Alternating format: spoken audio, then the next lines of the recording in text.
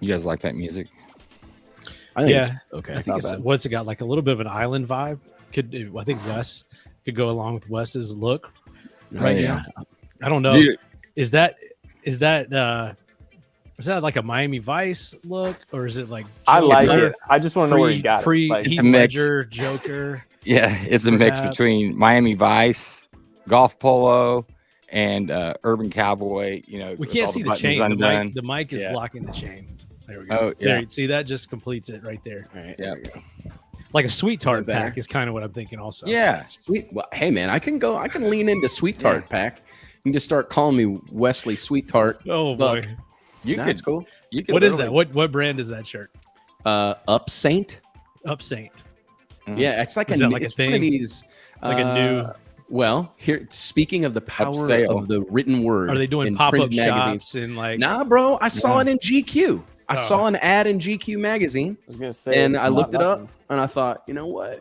It's They're like you could just stretchy. walk outside. I went to and, lunch with my. I went to lunch sell a with my car. girl. I took Alicia. You to know, dinner used for car or lunch. something. You know, like Oh, Got you your would Rick- know all about it. I would. You got your Richard Hudson starter set on. Yeah, I ain't got 3 gold chains on and a pinky ring. you gotta get Yeah. pinky ring. Shit, that's what my dad got me for graduation was a gold nugget pinky ring. Damn, that's nice. Did you say thank you? Huh? You should have Fuck said yes, thank you, I sir. did. What Here, What no, is on excuse the me. shirt? What is on the shirt? Give us a. Little flowers or something.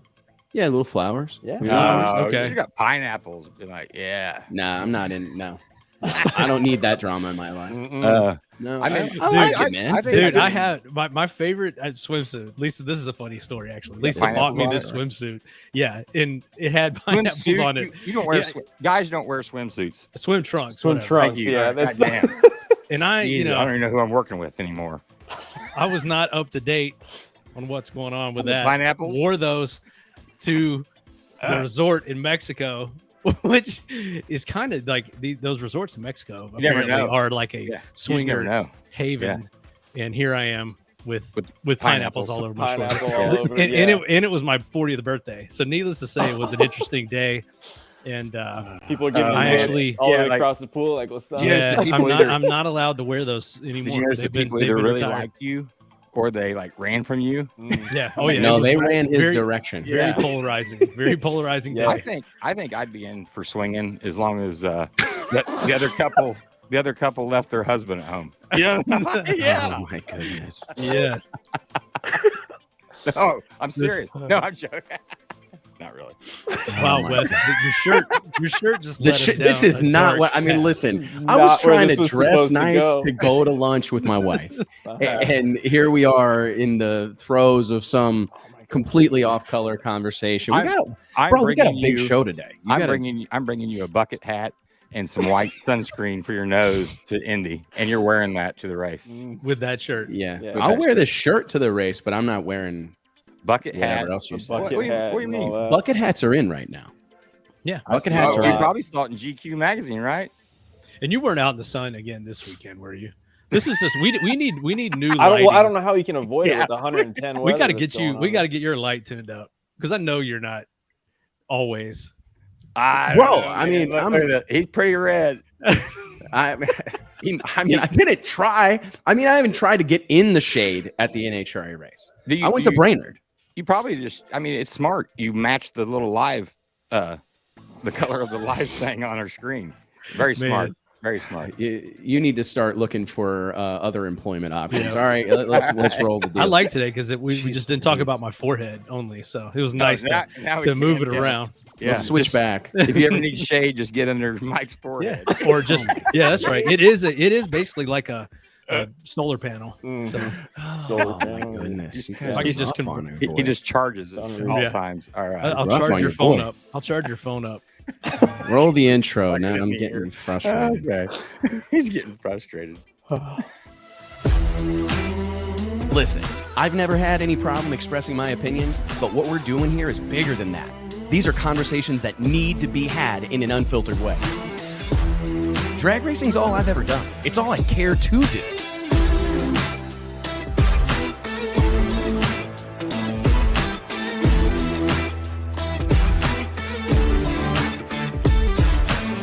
I respect the history, I appreciate how far we've come, but I want more for this sport, and I'll fight for it.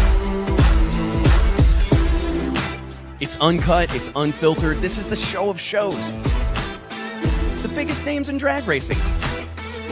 No holds barred.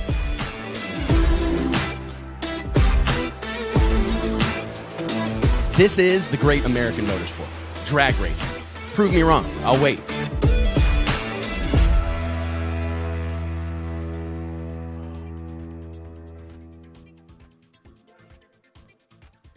Hey gang, Wes Buck here, Drag Illustrated Magazine, checking in. It is Wednesday, August 23rd, 2023. What's up? How you doing?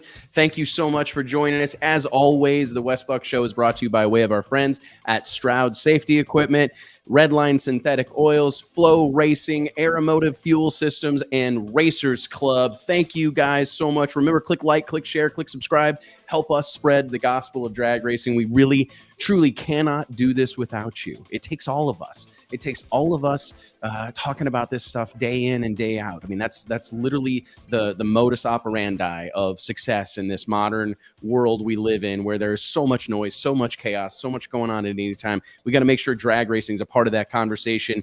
Wild weekend in the sport of drag racing. We're fresh off the NHRA Lucas Oil Nationals in Brainerd, Minnesota, Brainerd International Raceway. I was lucky enough to go spend a couple of days at the racetrack up there, so we'll be sure to talk about that. We also have big news from the SCAG Power Equipment Pro Superstar Shootout. We have announced our lineups for Pro Stock, Top Fuel, Funny Car, every big name in the sport right here today. We're going to talk about all these guys and kind of break down these entry lists and what it represents, what it means. What else is going on? We're a couple days away. Well, a few weeks away from the PDRA's return to Darlington Dragway. Of course, we're going to talk about that. All sorts of happenings in the sport of drag racing. So thank you guys for being here. We appreciate it. Without any further ado, I'll introduce my cohorts here on the Wes Buck Show, the ones and onlys. Mike Carpenter, JT Hudson. What's up, fellas? We doing I'm good? in the middle. I gotta switch that. Yeah. I did not get sunburn. I mean, I don't know. I can't get any less red than this. Like, I can mess with the lighting, I guess, but I'm not even. I don't even feel like I'm red. I feel like I'm right about where I want to be. Right about where I want to be. So, hey, real quick, guys, the title of today's show, the caption right there in front of you, can we throw the biggest drag race of all time?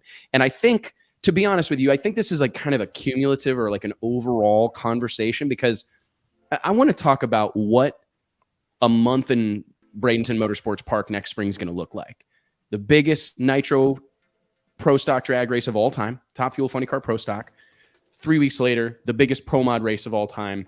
Can we do it? I mean, what do you guys think about this whole situation? I mean, I know I'm kind of putting us out there, and I'm going out on a limb, and everybody gets up in arms when Wes talks about biggest ever, greatest ever, all these things. But what else am I supposed to say? I mean, I know what I'm going to try to do next spring is that's put on the biggest drag race of all time.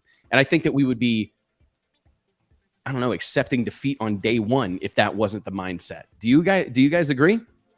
Yeah, I think that's what you've got to do. I mean, no matter what you're doing, right? You got to aim high, and man, just from events in the past and what we've done in the past, and the lineup that this is going to be. I mean, I don't see why not.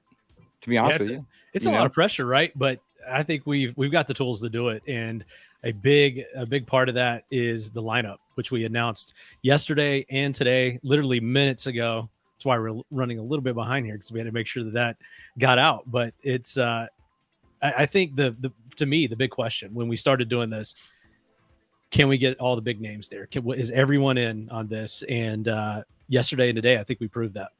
It's people you work with too. You know, like it is, man. It takes company everybody. They say, yeah, everybody believing in the same thing. It just takes a few people to run it. So yeah, and that's what we've seen. We've seen all these big names. I mean, behind the scenes, I think that's been the coolest thing, is seeing all these guys that have worked together, maybe here and there, and they obviously run in the same circles, but to all swim forward in the same direction to make this the biggest drag race of all time, hopefully. Then I think that's been the coolest part of it. I mean, and I think part of the thing that everybody gets a little bit twisted is our definition, your definition, everybody's definition of biggest is different, because we're not looking to, it's not about car count. I think that this is something that we can talk about. Do you guys, what's your take on this? Because it's something that I feel strongly about, that it feels like in a lot of ways, there is this belief system that has permeated drag racing for the last however long, many years, maybe many decades, where the success of an event is tied to how many cars are entered. And while I certainly appreciate that and what it represents, like, because it's absolutely a metric you should use, right? Like, it's a KPI, key performance indicator. Car count matters, don't get me wrong, but I do think that we have maybe trended a little bit in the wrong direction as a sport, thinking that that's the only, like, that's the pass fail. Do you have 500 cars? Do you have 400 cars? Do you have 700 cars? And a lot of tracks, sanctions, series, promoters hang their hat on car count. And that's really not, in my opinion, the only way to do it. Do you guys kind of, Mike, I'll throw it to you. Do you recognize kind of the point I'm trying to make there? Because I admit that it's a little bit of a polarizing notion. Yeah, I mean, I think it comes down to, that's like the universal yardstick. We can all, relate to that, because every event, no matter what type it is, sportsman, pro, the big money bracket races, they all can kind of go back to that. But we're looking at it from a different perspective. We're actually going to control and constrain our car count and limit it by invite only, so that we can put on the best show. I think you said it before. We can't tell a story if we don't know the cast. And I think that for us, it's about the lead up to the event and telling that story every day between now and the first week of February, rather than opening the gates. We don't know who's coming. We have an idea, but you're going to have some no-shows or some surprise show-ups to where you're not able to accurately prepare from a media standpoint. And that's how we look at everything, which I think is different than a promoter standpoint. And from a racer, the big money bracket racers, which I feel like are racers putting on races for other racers, the way they see fit. I think everyone's got a different perspective on it. It's a tough thing overall, because I certainly think that there's some value to getting tons of people on the property, right? Like, I think a lot of sanctions and series, they look at that as a way, it's almost like a marketing tool. Like, hey, how many racers can we get here? Because they're all going to bring 3 to 5 people with them, or whatever their, individual little metrics are. And I understand it. I can make sense of it for sure.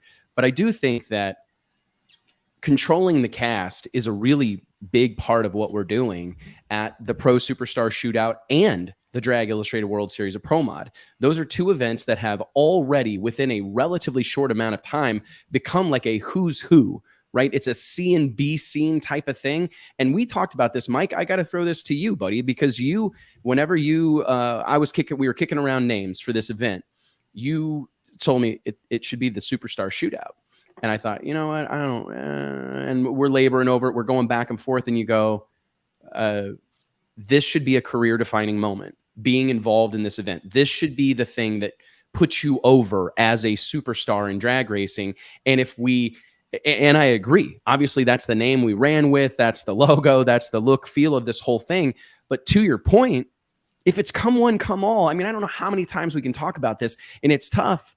I mean, you lose that if it's just the gates are open and anybody can show up and be a part of this. I can't really identify another form of professional motorsports or professional sports where that's the case, right? I mean, that doesn't really, I see a comment here. Like, if you want a big show, why restrict it? Let all run. That I understand the mindset there. But when you do that, what you do is you get 20, 30 cars that really don't belong there, because in my opinion, and I'm not trying to call out this particular guy, but the same group of people that will beat us up to let everyone run will be the same group of people that beat us up because we ran until 5 o'clock in the morning and had 47 oil downs because there was a whole bunch of teams there that weren't ready for that moment. And it's tough for me because we operate in this industry, right? Which it's like a little bit conservative, right-wing leaning. It's kind of blue collar, rough around the edges. Yet here we are wanting to institute participation trophies. Everybody gets in. There's a little bit of a what do you call it? I can't think of the word, but basically when I see hypocrisy? Big show, yeah, well, no, like I don't know, I can't think of it right now, but big show. Okay, we're gonna put on a big show, but to me, if you have a big race one come all, there's a good chance it's not a great show.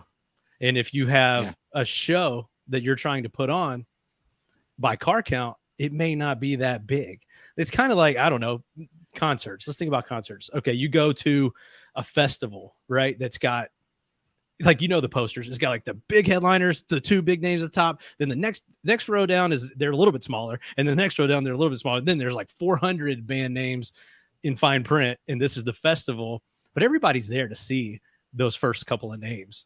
And you go to like a Taylor Swift, she has what, like one or two opening acts? I don't know. Taylor Swift, any of the big names that are out touring right now, they're not a festival, but those are the biggest shows because of everything else that surrounds it. So to me, you can't really have the two. You can have a big race. Well, and that's the thing is, it's like we're not trying to be everything to everybody. Right. Like, but you sacrifice the show, is what I'm saying. But just think about those concerts. Like they don't have to worry about technical difficulties from let's say you book this local band that comes in and they wreck the stage for 2 hours, so you have to wait. So now your main show doesn't even get to come on until way late and everybody's gone. But that's something that drag racing has to deal with. So I mean, you have to be very careful with that. And back to the name thing, we tossed around some names, and just like having been around this our whole lives, what was the first thing we started talking about?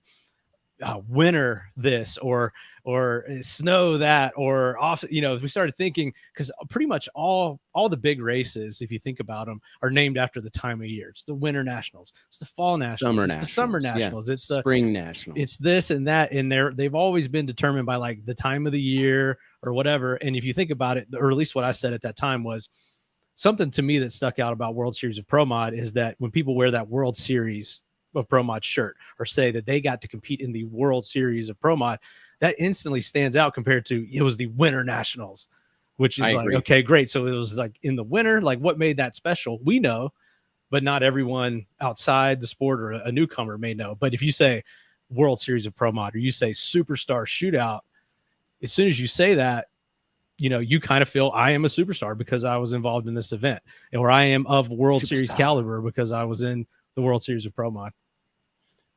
Yeah, I mean, it's personally, I feel, because here's the thing, is there's room. I said this a lot over the weekend, is that I believe we're operating in an and industry, not an or industry. This is an industry where there's a lot of room for different things to coexist. And I'm not saying that this is for everyone, right? I mean, it really isn't. It's not for everyone. There are plenty of places to go race right now at a high level. I mean, if you have a nitro car, you can go run 22 different NHRA national events, right? You can go run a slew of different funny car chaos events. There are a slew of independent promotions that happen across the country. There's all sorts of match racing opportunities, etc.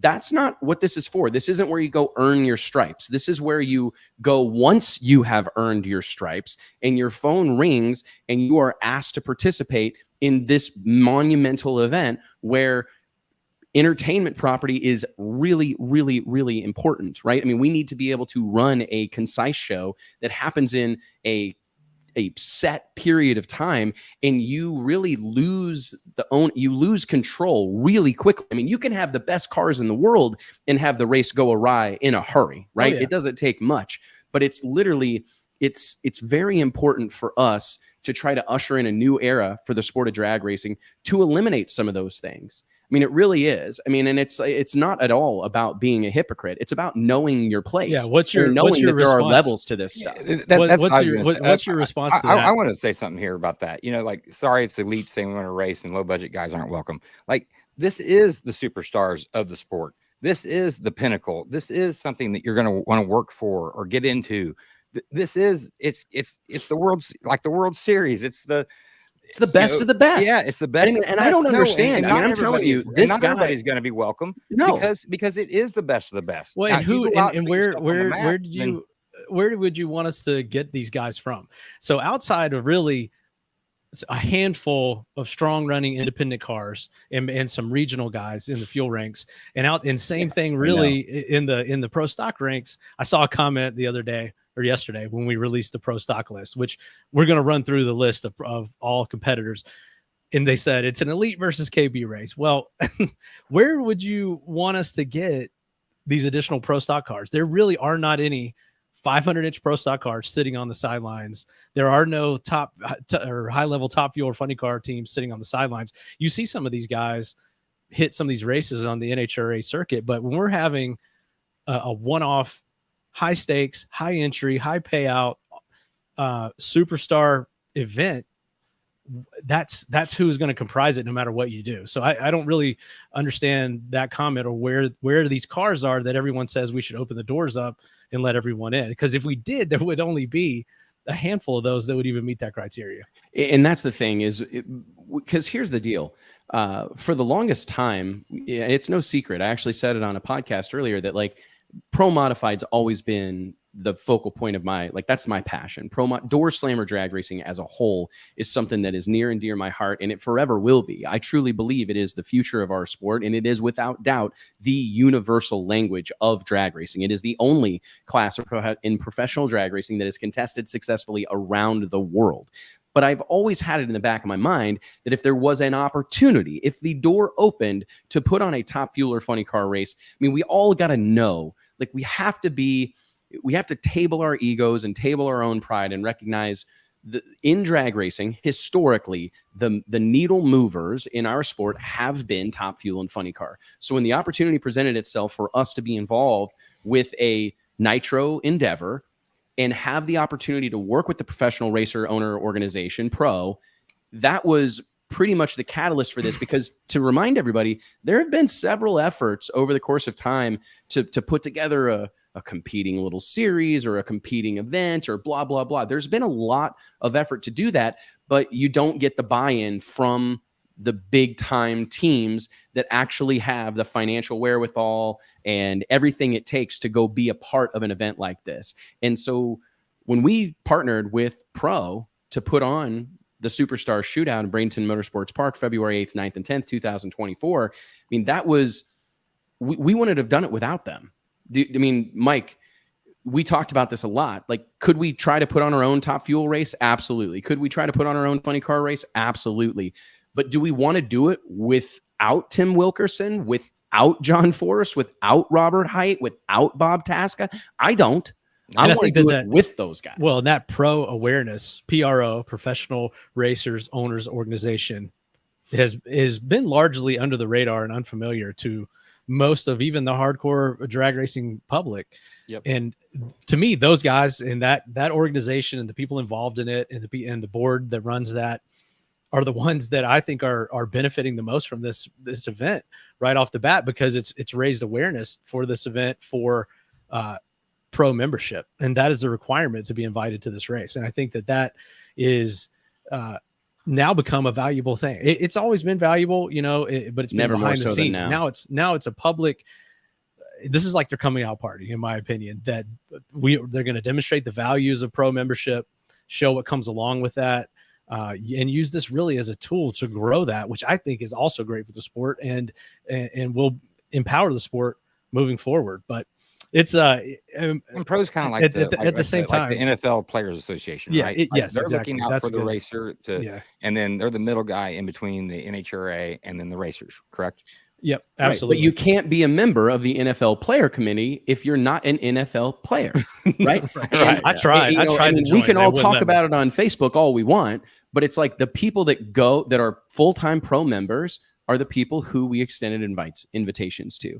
And that's just the way the world works. And I think sometimes it's easy to sit back and be an armchair quarterback and say what should be done and what you would do while enjoy it. It's great. And we're not defending. I feel like we're not in a defense position here. We're not defending it.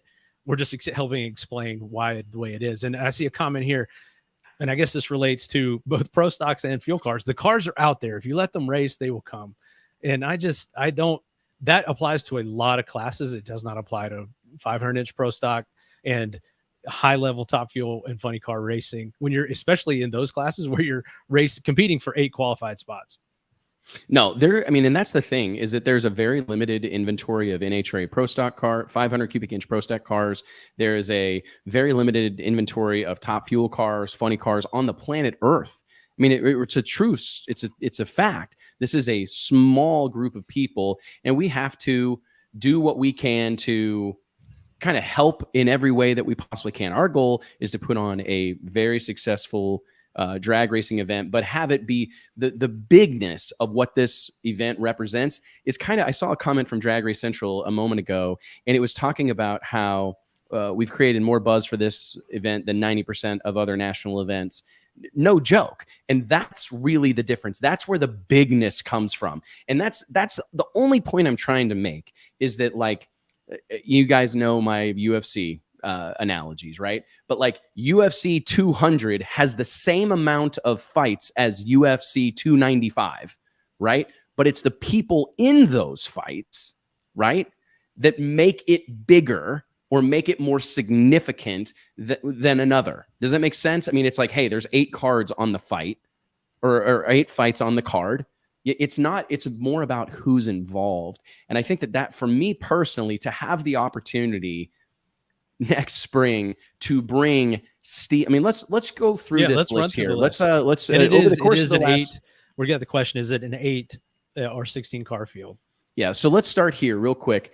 Over the course of the last 48 hours, the team here at Drag Illustrated, in coordination with our cohorts at Pro and Skag Power Equipment and Bradenton Motorsports Park, have made the entry list for the forthcoming Pro Superstar Shootout public. And this is a different approach that we've had in the past. And just to be transparent with you guys, we threw a lot of different things around. Like, should we introduce everybody that's involved one by one? And to be honest, we really want to save that type of thing for World Series of Pro Mod.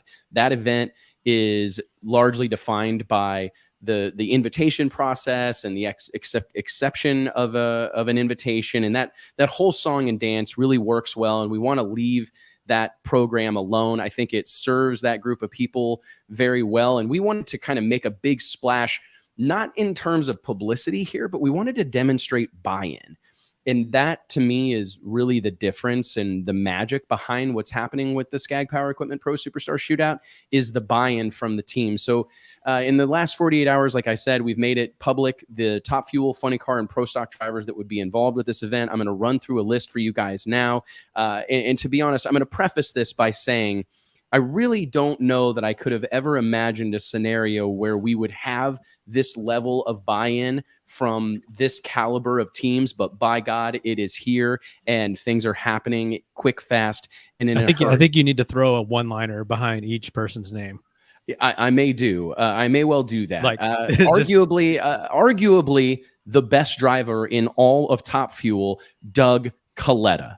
Following that up, driver of the Coletta Motorsports, Coletta Air Top Fuel Dragster, a dear friend of ours here at Drag Illustrated, Sean Langdon, sportsman racer extraordinaire, one of the realest dudes on the circuit. Super excited to have him involved. Record holder of all record holders, 2-time world champion Brittany Force, representing John Force Racing and Top Fuel, alongside teammate Austin Prock, who I think, based on our interview with him last summer during the NHRA US Nationals, we were actually invited to go spend the day at John Force Racing in Brownsburg, Indiana. Got to spend a little bit of time with Austin. This kid is the real deal. So happy to have Austin Prock and that Montana Brands Top Fuel Dragster involved with the Skag Power Equipment Pro Superstar Shootout. Holy moly, Leah Pruitt. I have argued before that she may well be the most visible Top Fuel driver of all time, maybe the most visible drag racer of all time. Excited to have her and Tony Stewart Racing involved with the Pro Superstar Shootout. We also have, of course,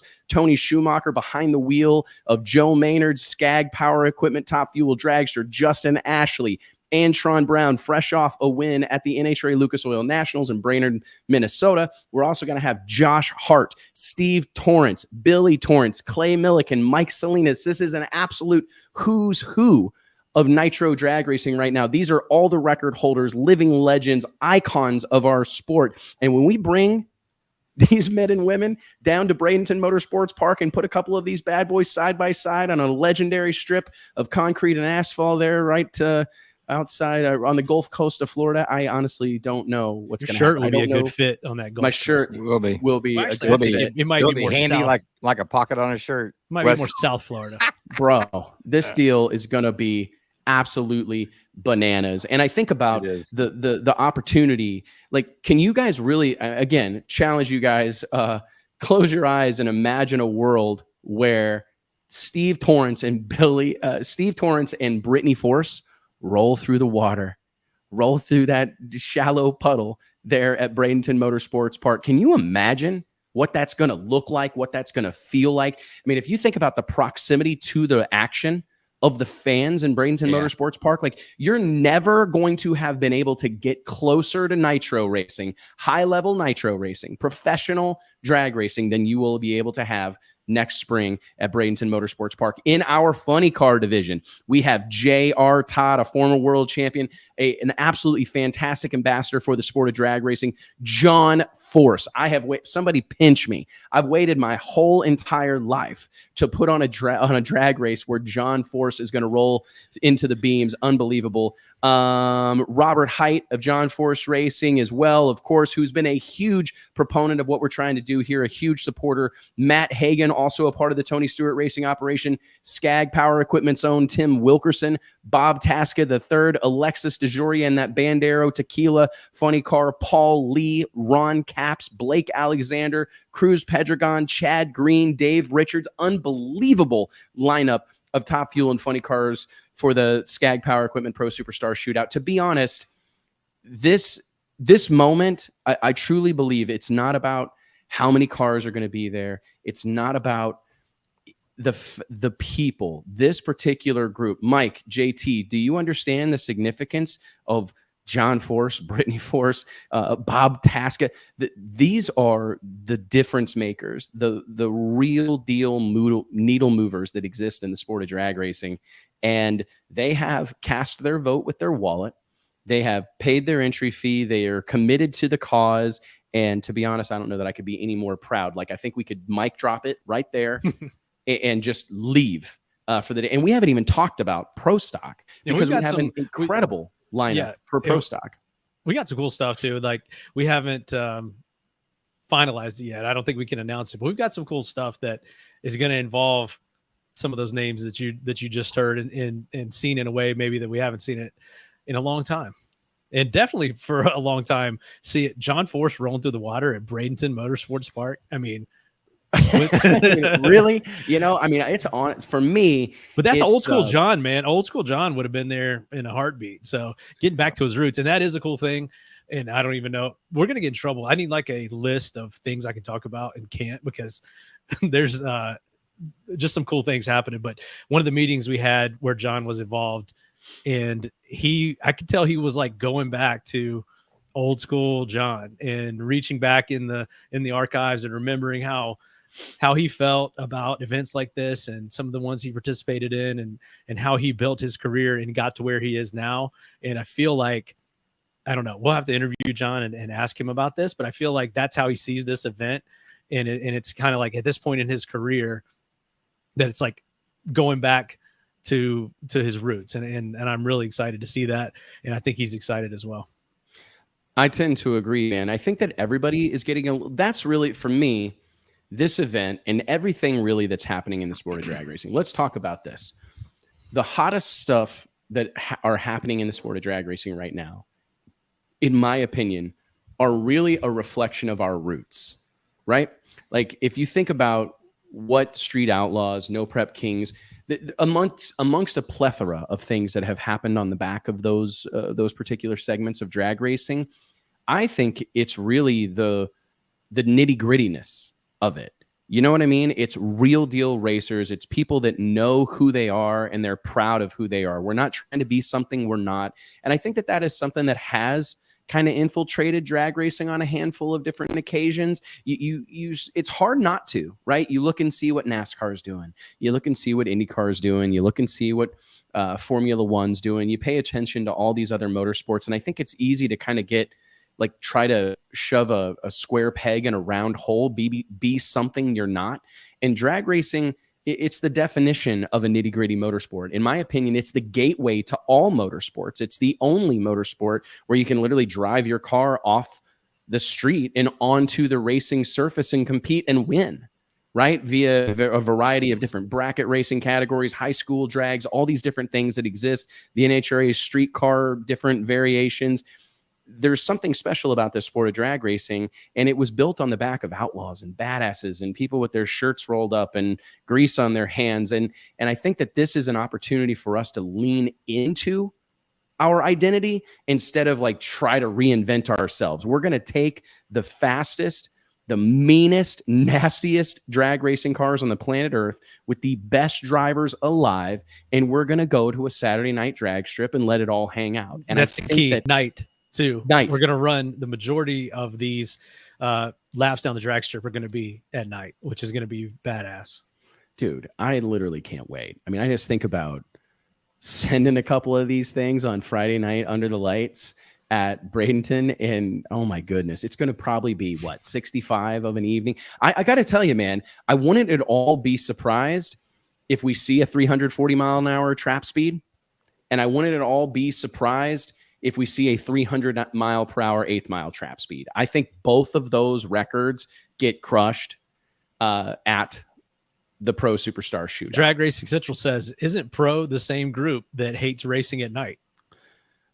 So I'll dive in there. I don't think anybody hates racing at night. I think what people hate is racing at night without adequate lighting. So we are working on a partnership right now that is going to allow us to light Bradenton Motorsports Park up like the 4th of July. It's going to be high noon of an evening.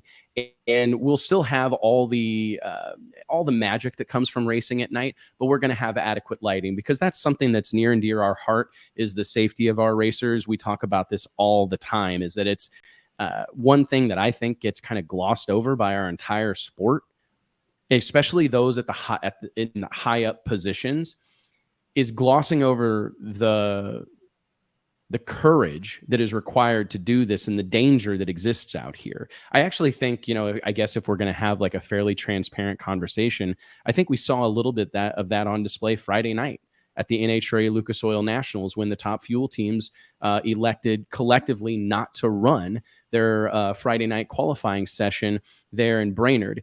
And I think, to me, here's the thing. The track was clearly an issue. Very few cars, if any, made it down the left-hand lane after that catastrophic oil down that took place early in the funny car session. And I think sometimes it's a product of just the rinse and repeat nature of our sport. It's just we do it over and over and over again, and it's hard not to get desensitized to the gravity of the situation. But the fact of the matter is, these men and women are strapping themselves into bombs that weigh 2,000 plus pounds and go 300 plus miles per hour, surrounded by concrete and poles and every other very bad thing. And I do think at times we have become a little bit, as a group, desensitized to the significance of that. Putting drivers in danger, the cost associated with running these cars. And I think sometimes it's just like, it's overlooked. Like, oh, they're going to run no matter what. It doesn't matter. They're going to race no matter what. You kick open the gates here, they're going to come. And I think Friday night in Brainerd, we kind of saw a group of people say, you know what? We know better. We know that what makes sense and what doesn't.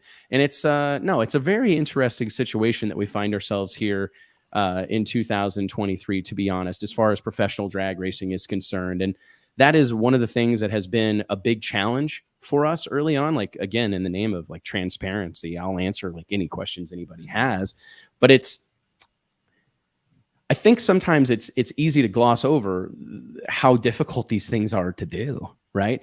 You're talking about, and I'm going to throw round numbers out there just so people understand, like, to get 2 massive boom trucks with a bunch of lights on them show up at Bradenton, it's $50,000.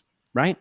Down at Bradenton, we're pouring asphalt. We're moving scoreboards because they're too close to the racetrack, or at least for our comfort level running these cars. I mean, that's another $100,000. Like I think those things get glossed over, or they kind of are looked at like the cost of doing business, and they absolutely are. But I hope people realize that we're going to great lengths to make sure that we put on a safe race above all else. Like, we want to put on a big race. That's the title, right? That's the name of the game. We want to put on a big race. We want to sell a bunch of tickets. We want to create a bunch of excitement. We want to stir things up, but we definitely want to have a safe and competitive drag race. And I can't tell you guys, I mean, we're having meetings with helicopter companies so that if people understood how much goes into putting on an event of this magnitude, it's certainly not for the faint of heart.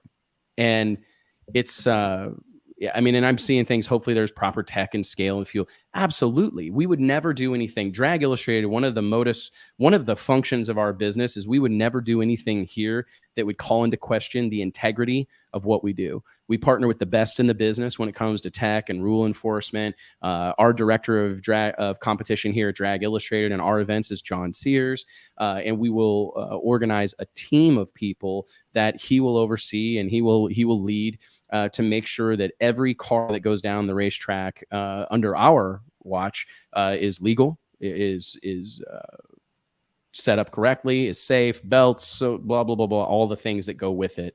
And those things are near and dear my heart. Like, there's all the shit we want to do, all the exciting stuff we want to do. It all matters nothing if the integrity of what we are doing is called into question. So anyways, it's an exciting thing, man. For me personally, it's an educational experience. Every one of these things, you get to learn a little bit, you meet new people, you find out the nuances of these different industries. And I love that stuff. I mean, I think we get ourselves in a whole lot of conference calls and a whole lot of meetings, but I do enjoy them. I enjoy learning about other aspects of this, of the operation of events. And I couldn't be more excited. We have every conference call software downloaded. Oh my god! Everybody uses a different one. Everybody does. Isn't that weird? Yeah. No, and it's. I mean, personally, I think that racing at night is us again leaning into what we have to offer. I mean, I can't honestly imagine doing this race and not running a bulk of it under the lights. Yeah, and I don't know. Maybe I'm not aware of the situation as much as Drag Racing Central is when he's saying this, but I don't know that that's necessarily a pro decision not to run at night. I kind of feel like it's maybe pro and NHRA share that decision, or what came about with that. I think maybe even in defense of that, it's about trying to keep the show contained in a reasonable time frame so that everyone gets out of there at a good time. They can do their whatever needs to be done after hours before the next day of racing. Like, I think it comes down to containing the chaos. And when you do that 22 times a year, you have to do that. So I don't know that I'm necessarily bagging on that, but it is something that over the years we've in large part lost, is seeing these cars at night. And I used to see them, every race they were at night, depending on time zones and what time of the year they were running. But we rarely see it. Even at events, I think we're staples for night racing. So it definitely has changed into something that I personally would like to see come back.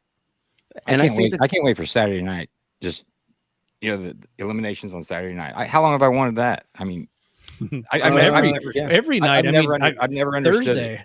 Thursday is going to be bad. Well, yeah, but I'm just saying, Thursday and Friday. Maybe they're going to finish in front of a huge crowd, and yeah. I think that's going to be awesome. I agree. I mean, I think Saturday night is going to be especially interesting. And for me, and I've had this conversation a lot over the course, because I got to be honest, like while I was in Brainerd, man, and I got to tell you, I say Minnesota fans. Every time I want to say Brainerd, I say Bradenton. It's like my whole family does. My kids do. Like, didn't you go to Bradenton this last weekend? And it's like, no, I went to Brainerd this past weekend. But I got to tell you, the Minnesota drag racing fans show up in force. Driving around the zoo and just seeing what that event represents for that part of the country, it's unbelievable. I mean, every hotel's sold out. Every restaurant's busy.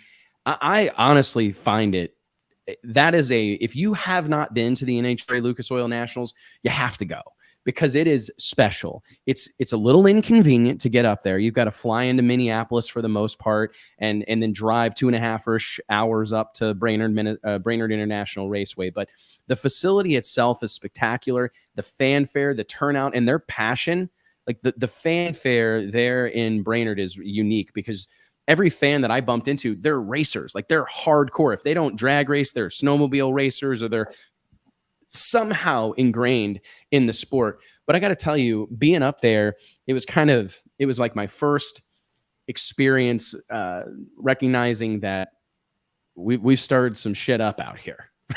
Like, we've really stirred some things not up. In the zoo, JT.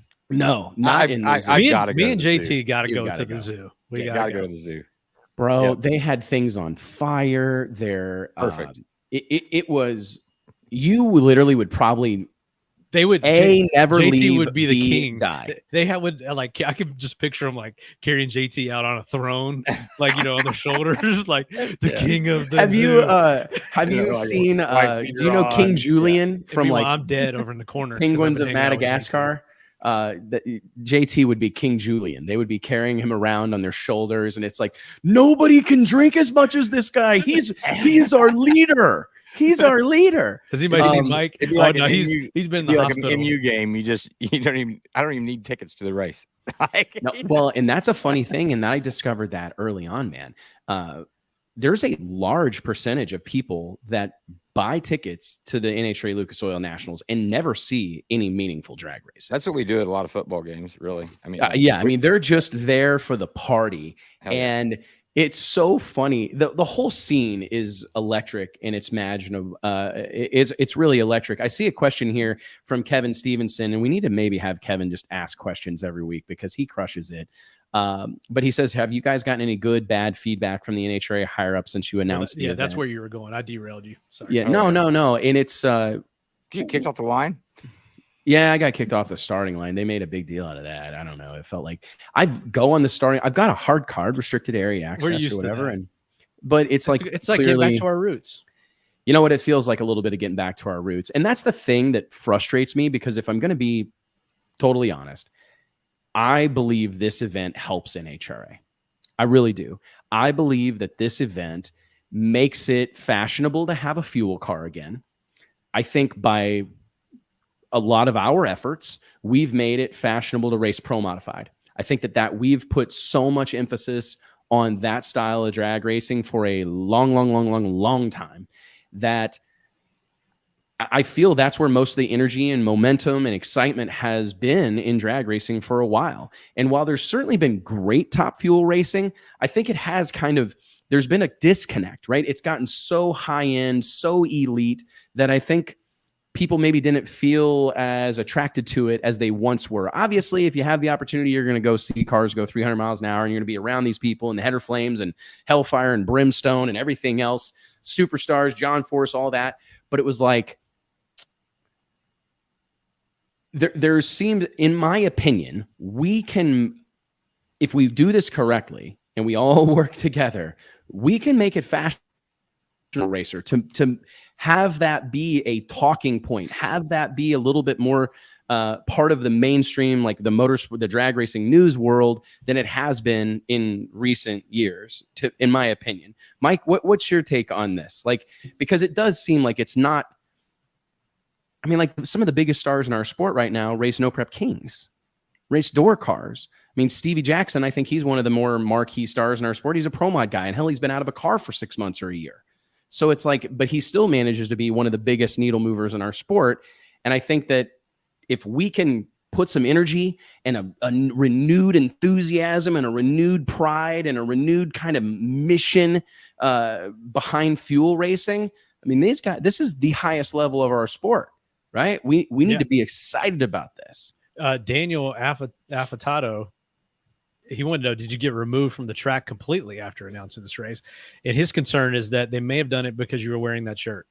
Well, I wasn't wearing this shirt. I was just wearing a black T-shirt. Wasn't trying to stand out or whatever. It was just interesting. I mean, they didn't remove him from the facility. It's just off the starting line. Yeah, Which is may be fine. a I new didn't have any. policy. I do think it's a new policy or whatever, and I don't really have anything to do down there. It's fine. But I was just saying hi to a friend. Yeah, we're getting a lot of reaction out of the shirt. I don't know. I mean, what do you expect? That's why you wear a shirt like that. That's why you wear a shirt like this. I'm Peacock. trying to get some. You know what I mean? It's. Gotcha. I don't know, bro. I truly believe that this event, if done correctly, I would like to see this bolster participation in the NHRA Camping World Drag Racing Series. Much like we've heard from Tyler Crossnow in the PDRA, right? Much like we've heard from John Mazzarana in the Northeast Outlaw Pro Mods, much like we've heard from the NMCA and the Midwest Drag Racing Series, I honestly think the World Series of Pro Mod, in all the energy and effort that we put on who got invited to that race, I think there are teams out there that are competing in more events this year than they did last year because they want their phone to ring this fall, right? Or early next spring, and they want to get an invite to the World Series of Pro Mod, and they know that's not going to happen with their car sitting on Projects 95% of the time. And I think that this could create a very similar situation in Top Fuel and Funny Cars specifically, where you have a handful of these teams out there. Like, let's just use TJ Zizzo as a great example. Clearly a contending car, clearly a solid program, but his program's kind of built around quality over quantity. He chooses to run a handful of races and race them very competitively as compared to spreading himself too thin and trying to go to a bunch of races. My opinion, personally, is that my goal would be to see a guy like TJ Zizzo that goes to 2 races a year or a couple of races a year. Maybe he digs deep, finds some new partners, rings some phones, does some dialing for dollars, makes some progress. And maybe in 2024, he runs 6 or 8 races because he wants his phone to ring and get an invite to the Pro Superstar Shootout in the spring of 2025. And these racers will need to know that if your car sits on Projects 11 months out of the year and you come out every once in a while when it's convenient, right? You're probably not going to be included in something like this. And we lose that if it's just a come one, come all thing. I want people to strive to be involved with these events. I want people to change their program. I want them to work harder, dig deeper, spend more, be more involved with the sport, go to more races. And that is we have to do what we're doing in order to achieve that, in my opinion. Yeah, I completely agree. But I mean, according to Shelby Haraldson, we're a joke, though. That's cool. That's fucking hilarious. Let's go on. We haven't talked about the pro stock entry list yet, so let's man. I mean, this is another who's who. 18 cars accepted the call. Erica Enders, Troy Coughlin Jr., Aaron Stanfield, Bo Butner, Fernando Quadra Sr., Fernando Quadra Jr., Christian Quadra, Mason McGahey, Greg Anderson, Dallas Glenn, Camry Caruso, Kyle Koretsky, Matt Hartford, Dave Connolly, Derek Kramer, Eric Latino, and Larry Morgan. So excited to have my old buddy Larry Morgan involved with the Pro Stock Shootout, driving behind the wheel of Mark Beaver's hot rod. This is some really, really good racers, some guys that haven't been behind the wheel in a hot minute. And again, I just speak to the buy-in, the enthusiasm from this group of people. To have 18 pro stock teams pre-enter this event, I think is extremely meaningful, shows yet again the strength of this particular category that not too terribly long ago was on its deathbed. I mean, we were only a few years ago, pro stock was looking like it was on its last leg, and we may see this class go away. Here we are in beyond the midway point of 2023. And I think it goes without saying that pro stock is the healthiest category in NHRA professional drag racing. So huge shout out to all these teams. As has been well documented on social media, we have a large contingent of KB Titan race teams. We have a large contingent of elite motorsports teams. And personally, I'm very excited about that. That's a reflection of the situation that exists here in 2023. Those two teams field a multitude of the cars. There are some outliers, excited to have them involved, but these are the teams that support the sport of drag racing, support the Professional Racers Owner Organization week in and week out, contribute to this movement, find ways to help, find ways to be good partners, and I couldn't be more proud of this group of guys. I mean,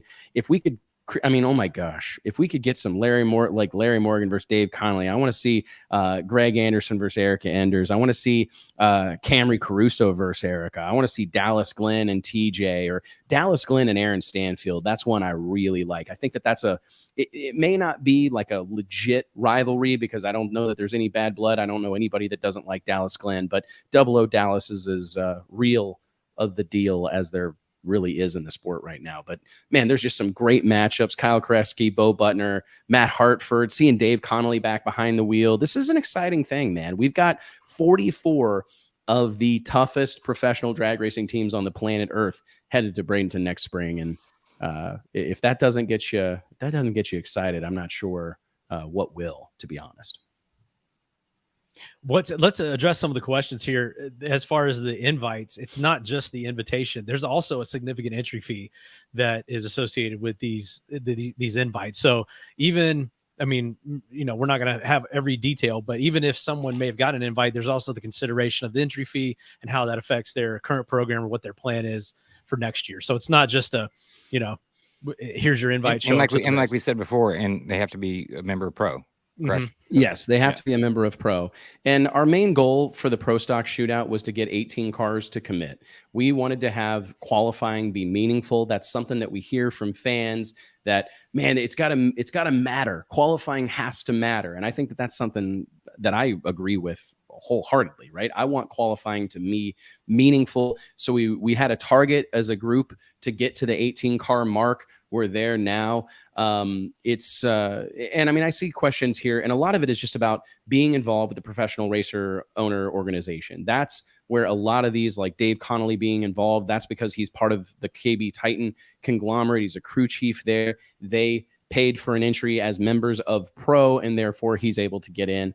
And that's really the bottom line. I mean, these are the teams that support the classes or support these sanctions and series week in and week out. And I don't know how you would not be excited to see Dave Connolly back behind the wheel and Larry Morgan.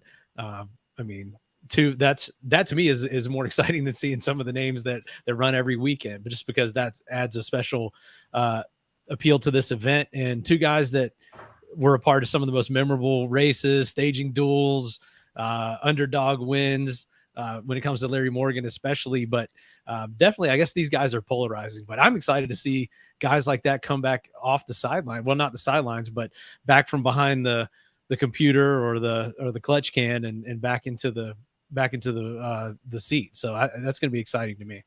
Yeah, I mean, for me, I guess we're just going to dive into answering questions here, but like Daniel Afado asked, has anyone declined? We actually haven't had anybody decline. $7,500 Charlie bets to enter the Pro Stock Shootout, and we're not bashful about any of those things. Like the one thing that we're especially proud of is this: where any money that's raised from racers goes back to racers, and they all like. Let's not get caught up in like what it costs to do this or whatever. It's very expensive. There's no doubt about it. There's no part of professional drag racing that's like affordable or reasonable or anything like that. Unfortunately, I mean, and that's just the name of the game right now. And I think that we have to, but that's part of this process, is to try to change the dynamic and create an environment where via television ratings, flow racing viewership, whatever the case may be, we find a way to generate a ton of money so that we can make it more manageable for these race teams, because that's the situation, right? That's the reality of professional drag racing right now in 2023, is that no matter how much you win, you're not going to offset your expense. You're just not. I mean, if you win every Top Fuel race this season, more than likely, you're probably still going to be upside down at the end of the year. And that's what I want to start changing. I want to find a way, by way of live streaming, by way of this group's collective. I mean, across these drivers that we just mentioned, there's over 6 million followers on social media. I mean, this group paints a wide swath. They have a lot of influence. And if we can all work together, you know what I mean? We've got to find a way to create an environment where racers can make some money going racing, or at least break even. Do you guys agree? I mean, that's the big problem that exists. I think it always has been. There's no pathway to making this thing make sense. Race for peanuts, and as a professional driver, at the highest, at the highest part of the drag racing, they should be racing for a lot of money. It's just simple as that. Like once you reach the pinnacle in a sport, you should be getting paid something. Not just shelling out and writing checks, left and right. I mean, really.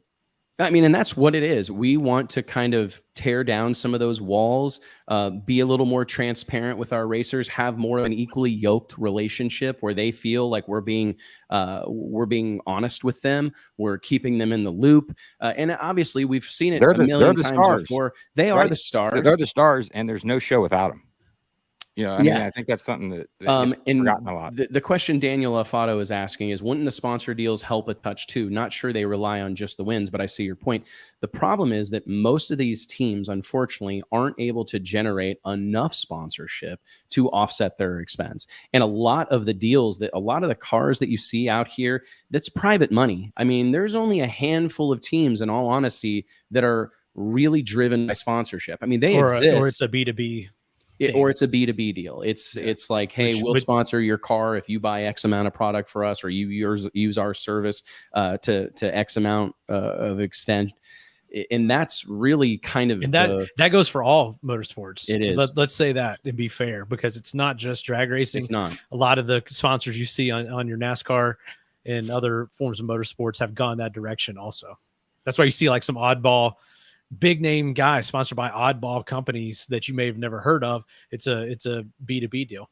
Yeah, and you see that where they change sponsors throughout the season, right? They do for sure, a few races here with this company and a few races there with that company, or maybe they have some regional partners.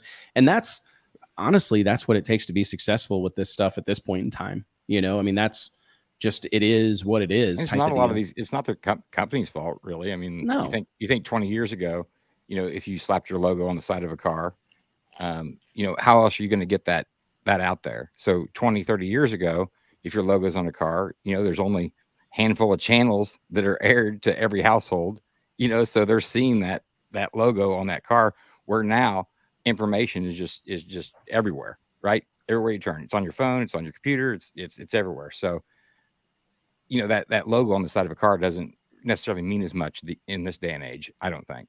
Oh, agreed. No, you have to do so much more for these for these guys. Yeah. I mean, and I think that's really the focal point of what we're trying to do here with our partners at Flow.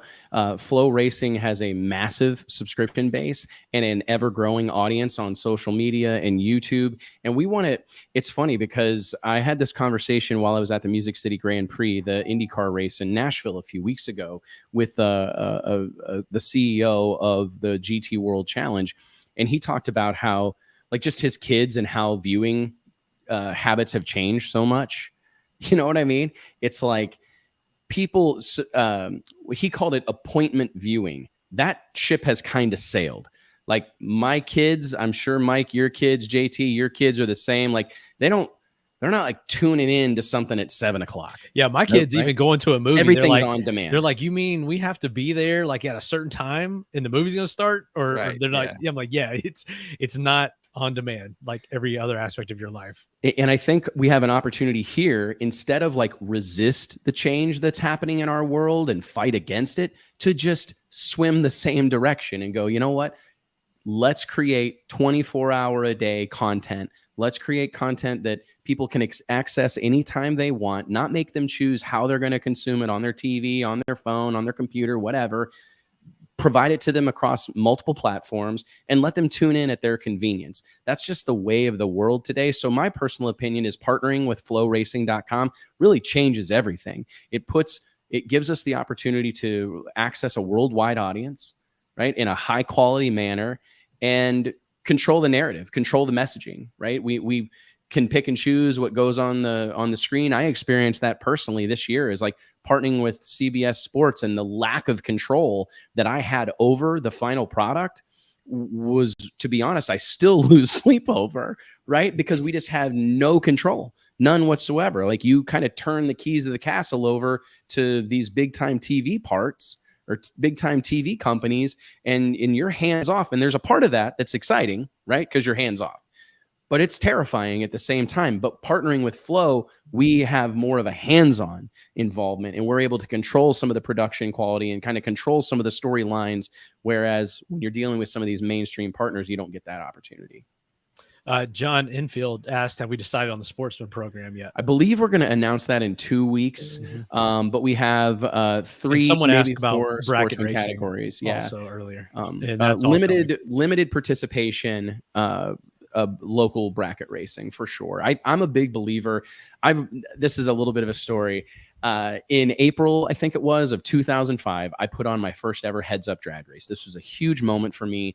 It was interestingly called the Pro Outlaw Shootout Series at Eddyville Raceway Park. That's really original. Yeah, real original. The Pro Outlaw Shootout Series.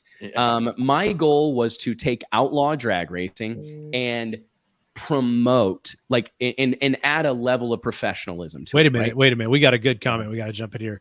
Okay. I always get the good names too. Teg Turbsky. Oh, that's a great name.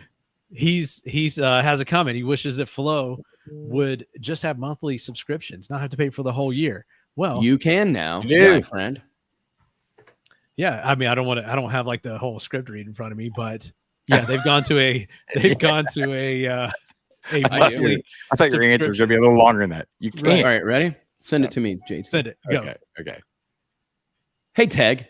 Wes Buck here on behalf of FlowRacing.com, and I want to let you know that the worldwide leader in sports live streaming is now available via a monthly subscription. So instead of having to pay for that entire year up front, guess what, brother? You and the rest of the Turbsky family can enjoy Flow Racing on a month-by-month basis. All you have to do is log on to flowracing.com, choose that monthly subscription option, and you can avoid spending $149.99 to enjoy all the drag racing you possibly can.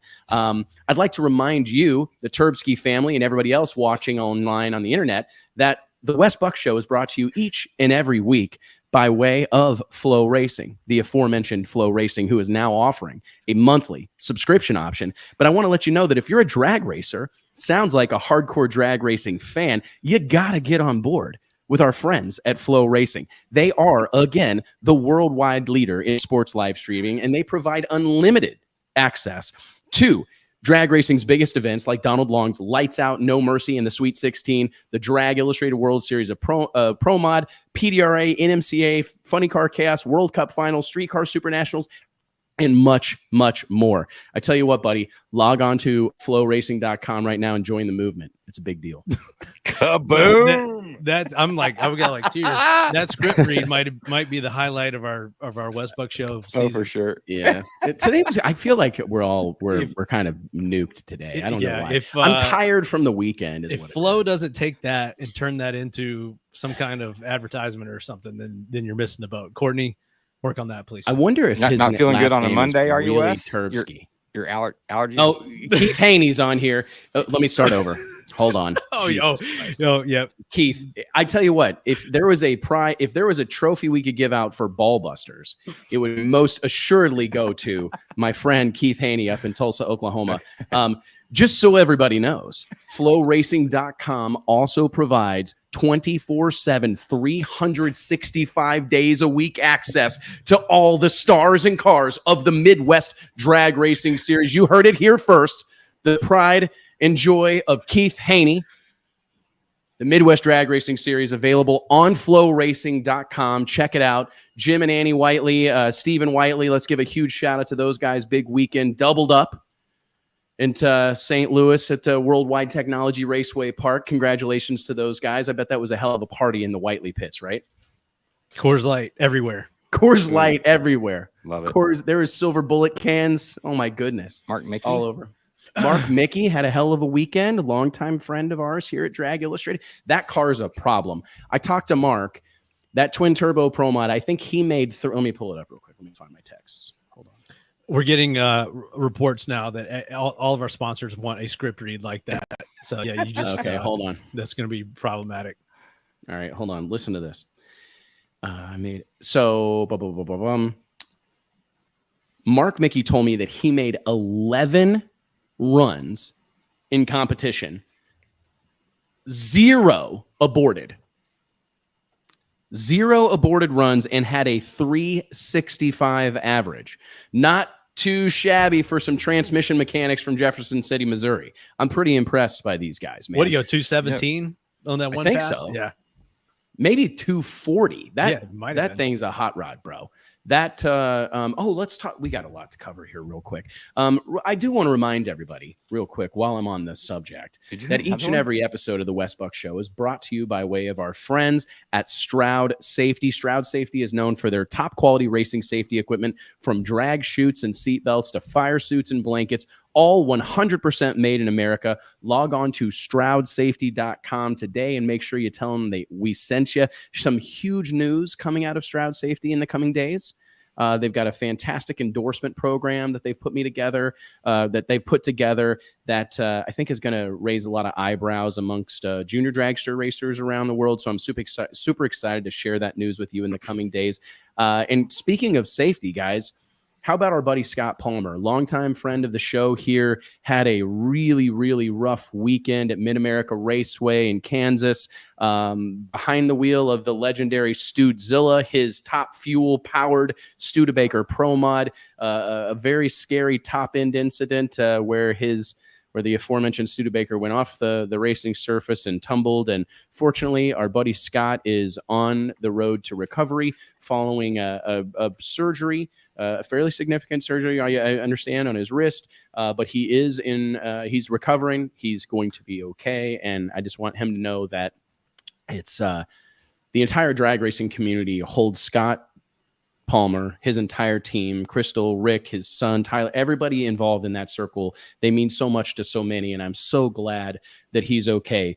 They make new race cars every week, but they certainly will never make another Scott Palmer. So I'm so glad to see our dear friend from South Missouri is on the mend, guys. That was a wild one, eh? I mean, he's just Legend, man. He The is support. It was awesome to see the support, man. I mean, it's like there wasn't a single person, I feel like, in the drag racing community that wasn't offering support to him. And he's back. He's ready. I mean, he's already like working on the next thing, and he'll have a nitro burning Hemi stuffed in something by like probably noon on Friday. He loved that thing, man. I texted him like, man, hey, let us know if you need any things. I hate to hear it. Hope you're on the. He texted me, hey, I'm gonna call you tomorrow. We got to talk about Stampede of Speed. He's like, that's the first thing Wes. Ready to get back. I called JT and I said, hey, dude, we're gonna need to help Scott on this Stampede of Speed deal because he's gonna be all banged up. So we need to start figuring that out. And man, Crystal, Scott's longtime girlfriend. I don't know if she's his common law wife yet, but I'd say getting close. She called me on Friday, Saturday night, whenever it happened. Not all states have it, but it was like midnight, 1 o'clock in the morning, and she called to kind of give me an update. And she said something you hear all the time about the drag racing family. And she goes, it's in moments like this that you realize that's not bullshit. Like, that's a real thing. The drag racing community, the way this group responds in time of trial and tragedy is almost unbelievable. And I could tell that they were being lifted up by all these people on the internet and all these people around the world that care about Scott Palmer, like genuinely care about him, not like click like on his post, but appreciate what he does and resonate with the character that he is and wants to see him succeed. It was a cool thing. And I was actually really happy for her to reflect that, she felt it. They felt this outpouring of support, and that can make a big difference, man. It really can. Yep. Yeah. Really glad that he's doing better. So thank God, right? There's a sketchy deal, man. I got to tell you, it goes back to like the courage that's required to do this stuff. I'm reminded of it every time I go to the racetrack because I pay attention, like seeing these drivers hug and kiss their children, their significant other, their father, their mom, whatever, all the group of people. I don't know, maybe unless you've been in that position, like you've been the one fist bumping your dad or the one getting belted in, you maybe don't understand the severity of that whole situation. But pretty much everybody shuts that door and accepts the fact that it could be the last time they see their loved ones. It could be the last time that they do this.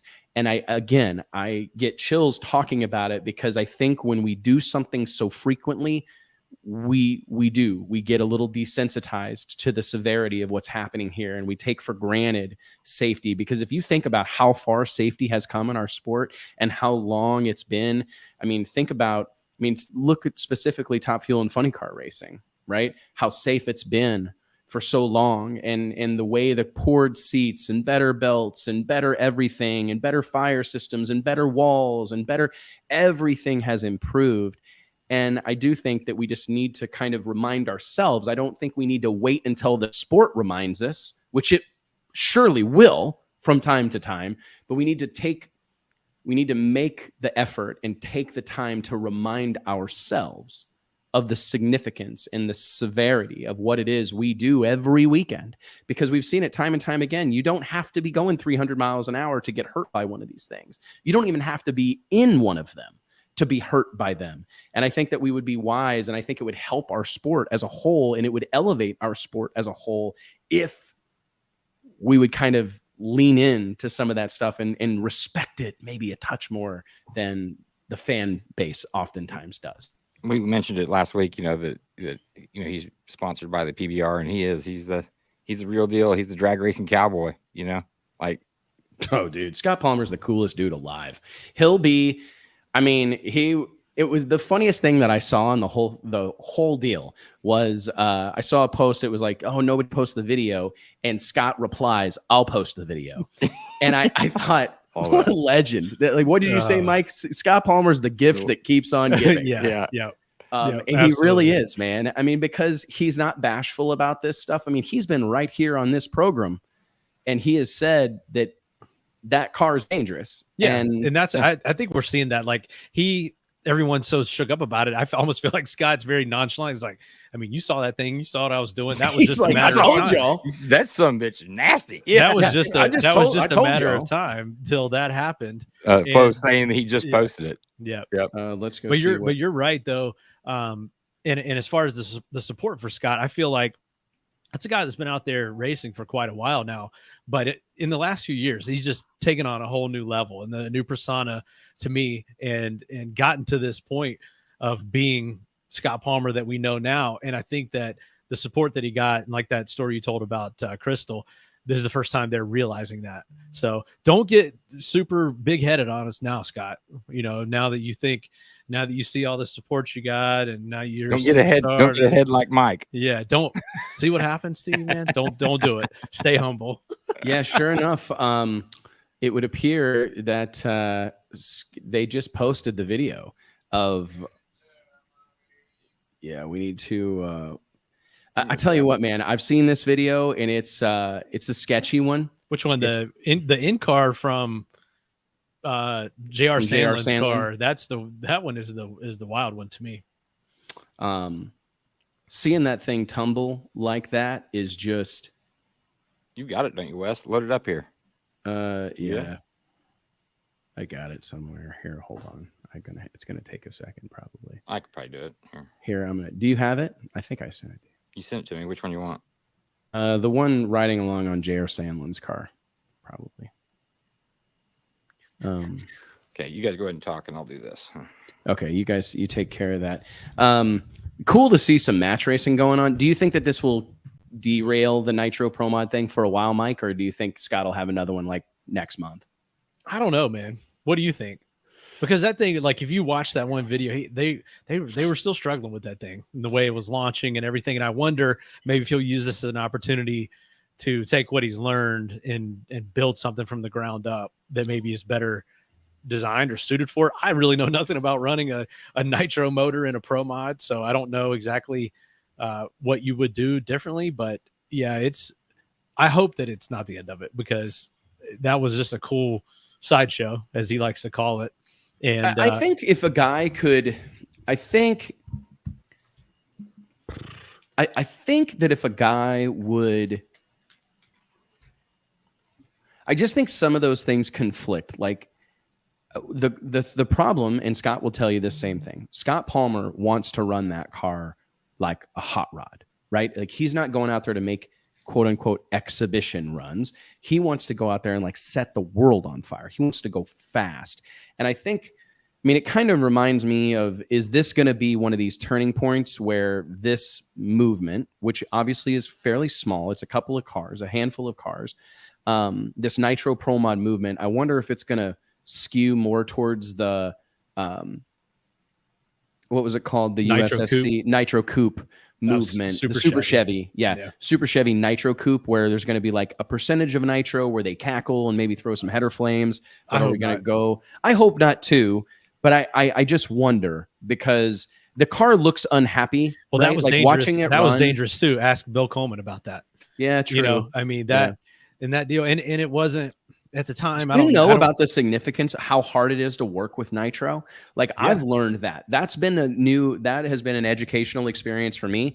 Going back to the pro race, I've never put on an event where we had nitromethane or where we had to store nitromethane.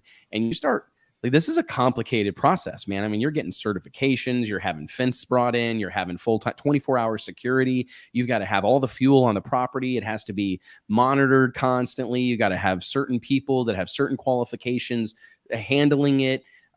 It's a really, really complicated thing. And to be honest, I think that's probably the reason we don't see more of this like experimental nitro door slammer stuff.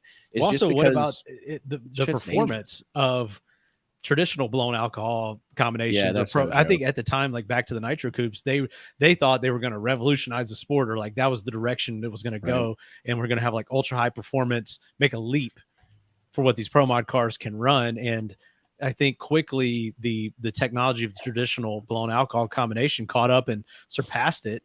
And then it just sort of went to the back burner from there. But what Scott's doing is a whole different deal from a spectacle standpoint and the potential performance if he is able to get it hooked up. Let's roll that video. JT, go with the first one. We got two different angles here, so I'll go the first one here. Okay, make sure it's not too loud. Do the one outside the car first, and then do the other one. Yeah, do the one that's behind the Studebaker first. You want the second one then? Not the ink. Yeah. Let me turn this down a little bit so it doesn't blow your ears out.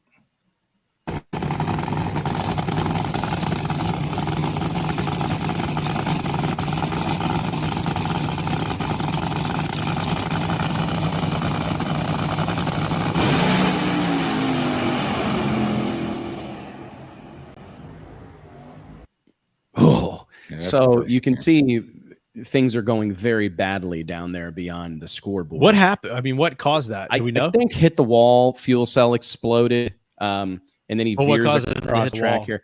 Well, I'd say probably driving a nitro pro mod, Mike. Okay. That's my guess. I'm not sure.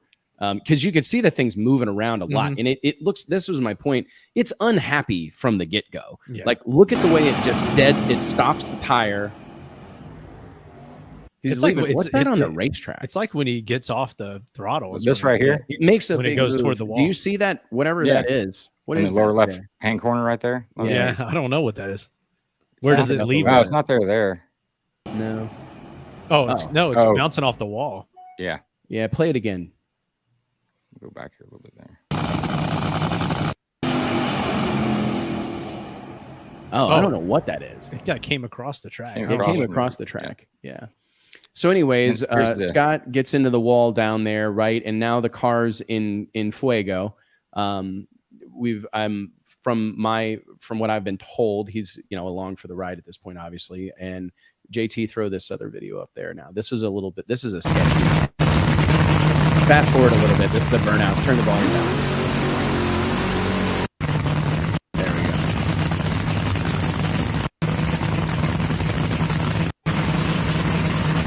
Can you turn it down a little bit? Yep.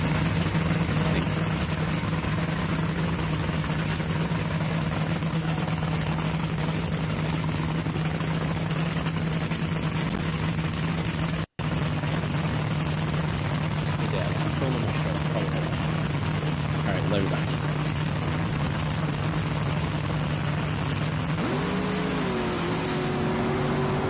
Watch this.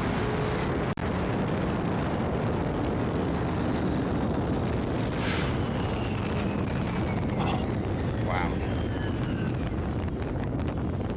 Golly.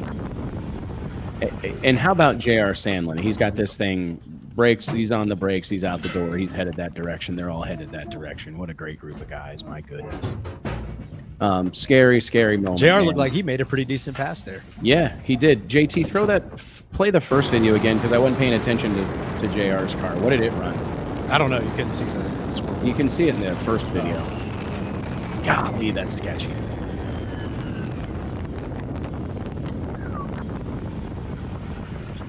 Yeah, in the first video, yeah, you can't see it. I don't think. Can you? Oh yeah, maybe. Like a 432 or 422 yeah, or something. 422. It looks like a 432 in the other lane. Look, that it did look faster than that, but it just goes to show you like how much they're slipping the clutch trying to get that thing just to move without, blowing the tires off. Really, holy moly! Again, I think those videos just leave me forever reminded of the terrifying nature of what we do and what we do every weekend. Because, golly, you think about how many like incredible Top Fuel funny car runs we have over the course of a typical weekend, and to think that things like that don't routinely happen is pretty unbelievable if you really think about it, right? I mean, the amount of people that are involved in this sport, the varying experience of people in this sport, and the fact that we operate as safely as we do, I think is something this entire community should be really proud of. It speaks to the caliber of people that are out here, like working on these cars, making these decisions, putting these things together. Really incredible thing. And I'm so thankful that Scott's okay. My gosh. And his courage to like show this stuff and like spread the message, like let people see what happened. I don't know. I think that's significant too, because we can't be bashful about these things, right? We've got to talk about them. We got to figure them out. We got to figure out what we're going to do next and how we're going to try to make sure that it never happens again. So we'll have Scott on soon. As soon as he's feeling better, which would probably be, he'll probably call us right now and say he wants to come on this second. Yeah, but, no joke. Right? Yeah, we'll have him on soon to talk about it.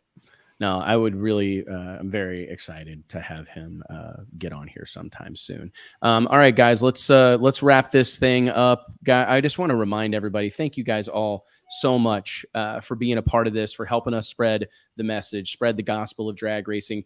Again, it's easy to be excited on Friday, right? Qualifying under the lights. It's easy to be excited on Saturday and Sunday when we're drag racing, but it's keeping the conversation going and keeping the sport of drag racing at the forefront during the week, Monday, Tuesday, Wednesday, Thursday. Those are the days that it's hard. And I can't tell you guys how much we appreciate your involvement in what we're doing, because it's not going to be me by myself. It's not going to be me and the guys on this show by ourselves. It's going to take all of us to take this sport to where it rightfully belongs. I truly believe drag racing is the great American motorsport, but it's high time that we all act that way and embrace that and recognize that future, that reality exists for this group, but it's not going to be hand delivered to us. It's not going to be given to us. It's something that we're going to have to go and make happen. Right? Go and take it. And that's what I'm so proud of, to have the participation that we have each and every week, and all the people that support Drag Illustrated Magazine, dragillustrated.com, the World Series of Pro Mod, this new event, the Pro Superstar Shootout, everything we're doing.